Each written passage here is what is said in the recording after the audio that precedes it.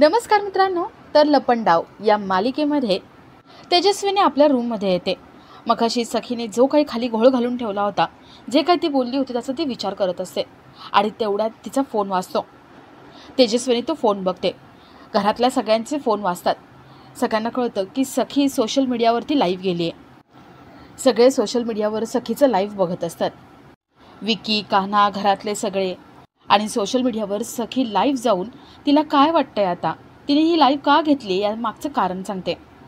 सखी म्हणते, मी सखी कामत, मी आज ही live stream करते आहे कारण माझ्याकडे एक ब्रेकिंग न्यूज आहे. मी सखी कामत, तेजस्विनी कामत आणि राघव कामत यांची मुलगी, मी लग्न करते आहे आणि हे सांगण्यासाठी मी लाईव्ह आले. मी लग्न करते ही ब्रेकिंग न्यूज नाही आहे. ब्रेकिंग न्यूज ही आहे की मी माझ्यासाठी स्वतः मुलगा निवडणार आहे. मी स्वतः माझ्यासाठी स्वयंवर ठेवणार आहे.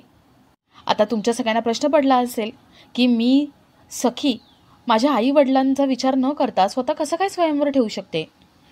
मला माहिती आहे, जनरली आईवडील आपल्या मुलीसाठी नवरा शोधतात, थाटामाटात तिचं लग्न लावून देतात. पण अशा गोष्टींना काही अपवादही असू शकतात आणि आमच्या बाबतीत तसाच अपवाद आहे. माझ्या आणि माझ्या आईचं मत काही जुळत नाही आहे. त्यामुळे माझ्याकडे हा एक सोपा ऑप्शन आहे. आता तुमच्या सगळ्यांना स्वयंवर हे खूप ओल्ड फॅशन वाटेल. आजकालच्या जनरेशनमध्ये कोणी हे करतं का, हे पॉसिबल कसं आहे, असे अनेक प्रश्न तुम्हाला पडले असतील. खरं तर हे प्रश्न मला सुद्धा पडलेत, पण करून बघितल्याशिवाय आपल्याला कसं कळणार ना जमते की नाही. त्यामुळे मी ठरवले, मी स्वतःचं स्वयंवर अरेंज करायचं आणि मी तेच करते. यात स्वयंवराची पुढची प्रोसेस कशी असेल, सिलेक्शन कसं होईल, पुढचे राऊंड्स कसे असतील, या सगळ्या बाबतीत मी तुम्हाला सगळ्यांना अपडेट्स देतच राहील. तोपर्यंत मला फॉलो करा आणि अपडेट्स घेत राहा. #सखीचं स्वयंवर. सखी लाईव्ह स्ट्रीम बंद करते. सखीची आयडिया कुणालाच आवडत नाही. गौतम सोडलं तर बाकी कुणालाच हे पटलेलं नसतं. तर इकडे कानाला पार्टीमध्ये जे काही झालं ते आठवतं. सखीने कानाखाली मारली होती, खूप बोलली होती ते आठवतं. कान्हाचा मित्र त्याच्याकडे येतो. तो मित्र म्हणतो, कान्हा, ती सखी खरंच स्वयंवर करणार आहे का? कान्हा म्हणतो, नाही माहिती, पण मला खरंच तिच्याबद्दल वाईट वाटतंय. ती मुलगी मनाने खूप चांगली आहे, पण आता माझ्यामुळे दुखावली गेली आहे. हे सगळं माझ्यामुळे झालं म्हणून जरा मला जास्तच वाईट वाटतंय. कान्हाचा मित्र म्हणतो, अरे ते तर आहेच रे, म्हणून काय तू स्वतःला पनिशमेंट देऊन घेणार आहेस का? चल जेवण सुरू कर. कान्हा म्हणतो, मला भूक नाही आहे आता. मित्र म्हणतो, अरे कान्हा, मी तुला काही आजचं ओळखत नाही आहे. तुझ्याकडून कोणाचं काही वाईट झालं तर तू आतून बाहेरून हलतोस. कान्हा, तुला वाईट वाटतं वगैरे सगळं ठीक आहे रे, पण तू इथे कशासाठी आला आहेस ना हे विसरू नकोस. तेजस्विनी कामतच्या जितकं जास्त जवळ जाता येईल ना तितकं जास्त जवळ जाण्याचा प्रयत्न कर. कान्हा म्हणतो, मी तोच विचार करतोय आणि माझा प्रयत्नसुद्धा तोच आहे. तुला माहिती आहे का, सगळ्यांसमोर तमाशा झाला. सगळ्यांसमोर ते व्हिडिओ रेकॉर्डिंग पायी मी कानाखाली खाल्ली आहे. तर इकडे सखी आपल्या आईवडिलांचा फोटो मिठीत घेऊन उभी असते. ती आरशात स्वतःला बघते. तेजस्विनीने आपल्याला कसं फसवलं, कसं घरी बोलवून घेतलं, हे सगळं तिला आठवतं. सखी आपले सगळे दागिने काढून फेकून देते आणि तेवढ्या तिथे तेजस्विनी येते. तेजस्विनी सखीला जोरात एक कानाखाली मारते. तेजस्विनी म्हणते, तुला अंदाज तरी आहे का तू काय करून ठेवलेस ते? सखी म्हणते, माहिती आहे मला, मी काय केले ते. तेजस्विनी म्हणते, माहिती आहे, मूर्खपणा केला नुसता तू. सखी म्हणते, का गं, का असं बोलतेस? तुला हेच हवं होतं ना, तुला माझं लग्न हवं होतं ना, मग करते मी लग्न आता. ऐकलंस ना तू कान उघडून, मी लग्न करते आहे. का आई, का वागलीस असं माझ्याशी तू? काय चुकलं माझं? तू माझी आई आहेस ना. अगं मी फक्त तुझ्यावरती प्रेम केलं आणि तू मला फसवत आली आत्तापर्यंत. तू चीटर आहेस. मी माझी सगळी स्वप्न तुझ्यासाठी सोडली आणि तू मला मुलगी मानते की नाही इथून सुरुवात आहे. तेजस्विनी सखीचा हात धरते आणि तिला गप्प बसायला सांगते. तेजस्विनी म्हणते, तोंड बंद ठेवायचं आणि कान उघडे ठेवून ऐकायचं. हे स्वयंवर वगैरे काहीही होणार नाही आहे. आत्ताच्या आत्ता पुन्हा लाईव्ह जायचं आणि सांगायचं, जे काही बोलले ते चुकून बोलले, मला स्वयंवर वगैरे करायचं नाही हे सांगायचं आता. सखी आपला हात सोडवून घेते आणि मोठ्याने ओरडते. सखी म्हणते, मला तर स्वयंवर करायचंच आहे आता आणि मी ते करणारच. आता मी कोणाचं काही ऐकणार नाही आहे आणि तुझ्या कुठल्याही भूलथापांना मी आता फसणार नाही आहे. यापुढे मला काय करायचं आणि काय नाही ते फक्त मी ठरवणार आणि मला जे हवं आहे ना तेवढंच मी करणार. तेजस्विनी ओरडते आणि म्हणते, सखी तोंड बंद कर, नाहीतर. ती हात उगारते. सखी मोठ्याने किंचाळते. सखी म्हणते, बास सरकार, आता तुम्ही कितीही ओरडलात ना तरी मला काडीचाही फरक पडणार नाही आहे. तुमच्यावर विश्वास ठेवण्याची चूक मी खूप वेळा केली, पण आता नाही, चुकूनही नाही. खूप हौस आहे ना तुम्हाला, सगळ्यांनी तुम्हाला सरकार सरकार म्हणावं याची? मग ठीक आहे, आजपासून तुम्ही माझ्यासाठी आई नाही, फक्त सरकार आहात. घ्या सरकार, तोंड गोड करा, कारण सखी कामतचं फायनली स्वयंवर होणार आहे आणि ते मी स्वतः करणार आहे. तेजस्विनी कामत म्हणजे सरकार, तुम्हाला चॅलेंज आहे या सखी कामतचं. सखी तेजस्विनीला पेढे देते. तेजस्विनी तो पेढ्याचा बॉक्स उधळून लावते आणि तिथून निघून जाते. तर इकडे काना त्याच्या मित्राला म्हणतो, खूप सॉलिड कांड झालं आहे यार. मित्र म्हणतो, तुला काय वाटतंय हे सगळं कोणी केलं असेल? काना म्हणतो, घरातलंच कोणीतरी असणार आहे, 100% सांगतो मी. नाहीतर बरोबर साखरपुडा चालू असताना सखी मॅडमसमोर तो व्हिडिओ येईल तरी कसा काय? घरातल्याच कोणाचं तरी हे काम आहे, कोणीतरी मुद्दाम केले. पण मला आता त्या घरामध्ये जरा जपून राहावं लागणार आहे. मित्र म्हणतो, अरे पण ती तेजस्विनी कामत आहे, तिला टशन देणं सोपं नाही आहे.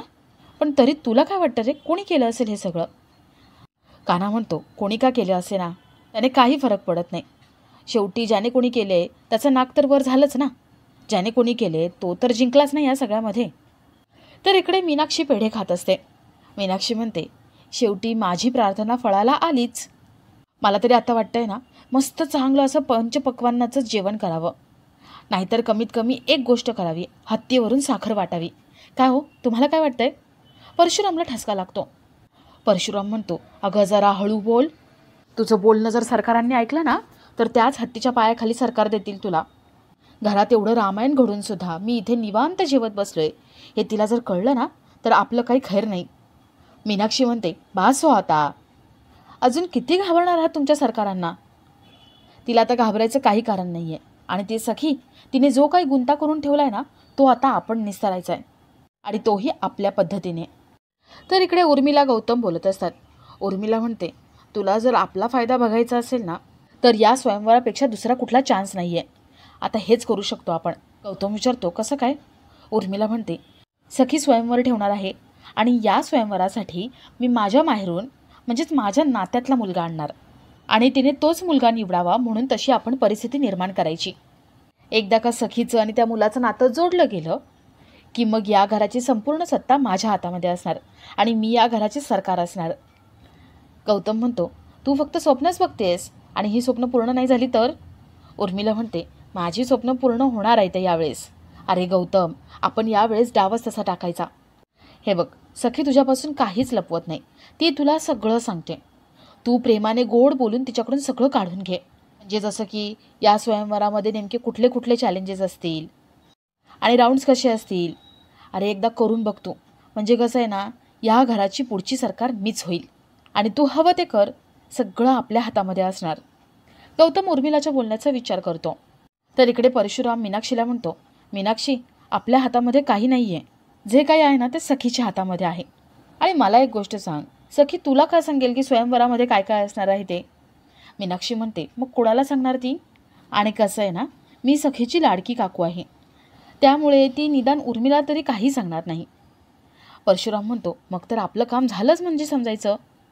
मीनाक्षी म्हणते, नाही, ती उर्मिला अतिशहाणी आहे, ती अशी गप्प बसणार नाही आहे, ती गौतम भाऊजींना पुढे पाठवणार. परशुराम विचारतो, पण या सगळ्यामध्ये माझा काय रोल असणार आहे? मीनाक्षी म्हणते, तुम्ही गौतम भाऊजींना सांभाळा, पण हो, हे सगळं करताना घाई करावी लागेल. परशुराम विचारतो, म्हणजे नेमकं काय करायचं आहे? मीनाक्षी म्हणते, म्हणजे आपण असं करायचं की सखीसाठी आपण आपल्या मर्जीतला मुलगा आणायचा, पण एकच लक्षात ठेवायचं, तो मुलगा सरकारच्या विरोधात जाणारा असावा.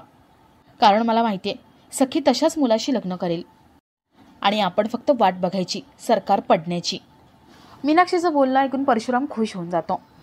तर इकडे कान्हा मित्राला म्हणतो, त्या घरामध्ये मला माझी जागा जरा बळकट करावी लागणार आहे, नाहीतर त्या घरामध्ये मला कोणीच उभं करणार नाही. मित्र विचारतो, मग आता काय करणार आहेस तू?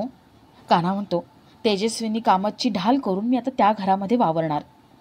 आधी मी त्या तेजस्विनी कामतचा विश्वास जिंकणार आणि एकदा का तिच्या मर्जीतला माणूस मी झालो की मग बाकी बघायला काही टेन्शन नाही, सगळं सोपं होऊन जाईल माझ्यासाठी. आज एका दिवसात त्या घरातली सगळी माणसं मला कळली आहेत. त्या घरात सगळे एकापेक्षा एक आहेत.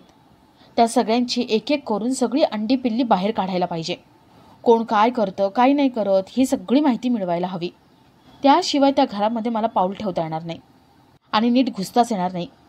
मित्र विचारतो, ते सगळं ठीक आहे, पण पुढचा प्लॅन काय आहे? कान्हा मित्राला सगळा प्लॅन सांगणार तेवढ्यात तिथे दाभाडे काकू येतात. कान्हा म्हणतो, मावशी तिथे काय करता, या ना आतमध्ये. दाभाडे मावशी म्हणतात, नको रे, मला घरातली कामं आहेत ती करायची आहेत. अरे तुला आज नोकरी मिळाली ना, पहिला दिवस होता म्हणून गोड पदार्थ बनवलाय, तुझं तोंड गोड करून घे. कान्हा म्हणतो, ठीक आहे. मावशी म्हणतात, कान्हा माझं एक काम होतं, तुझ्या नवीन साहेबांशी माझी भेट घालून देशील का? कान्हा म्हणतो, वकील साहेब ना, हो हो चालेल, मी तुमची भेट नक्की घडवून देईन.